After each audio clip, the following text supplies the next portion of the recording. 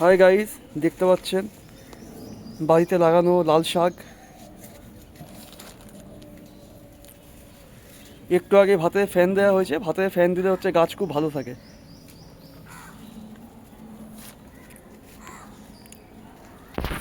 আর এই বাড়ির সামনে ছোট্ট করে একটা বেগুন গাছ লাগানো হয়েছে। এই বেগুন গাছগুলো অনেক দিন থেকেই আছে, বেগুনও হয়েছিল মাঝখানে। এই যে আজকে সমস্ত গাছেরই সেবা শুশ্রূষা চলছে সকাল থেকেই। গাছে অনেক পোকা টোকা হয়েছে, সার ফার দেওয়া হচ্ছে। এই যে টগর গাছ, আর এটা হচ্ছে জবা গাছ।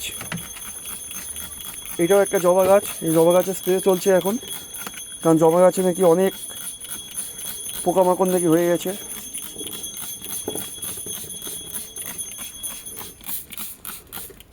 আর এই পাশে আছে আমাদের ঘরের এই ধনেপাতা গাছ।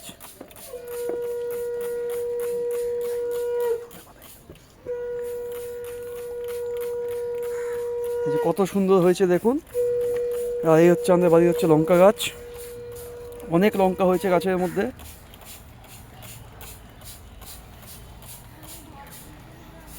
সকাল থেকে অনেক পরিশ্রম চলছে আজকে, সকাল থেকেই আমার বউ স্প্রে দিয়ে দিয়ে হাঁপিয়ে উঠেছে। স্প্রে দিয়েই যাচ্ছে সকাল থেকে গাছে। বিশাল ধুলো গাছে, বিশাল ধুলো। আর এই পাশে হচ্ছে আমাদের আছে নীলকণ্ঠ গাছ। এখানে একটা ছোট একটা জবা গাছ লাগানো হয়েছে, এটা লক্ষ্মী জবা। এই হচ্ছে আমাদের নীলকণ্ঠ গাছ।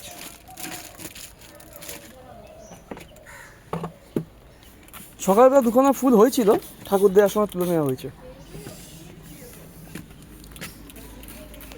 আর এই যে গাছটা দেখতে পাচ্ছেন, আমার গাছ লাগানোর কোনদিন খুব একটা শখ ছিল না, তবে আমার জীবনে প্রথম হচ্ছে এই গাছটাই কেনা। এই গাছটার বয়স প্রায় হয়ে গেছে, খুব কমও যদি হয় 7-8 বছর মতো হয়ে গেল। 7-8 বছর ধরেই গাছটা চলছে।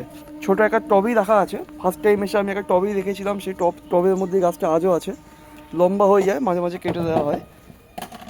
এই হচ্ছে অ্যালোভেরা গাছ, বিগ সাইজ।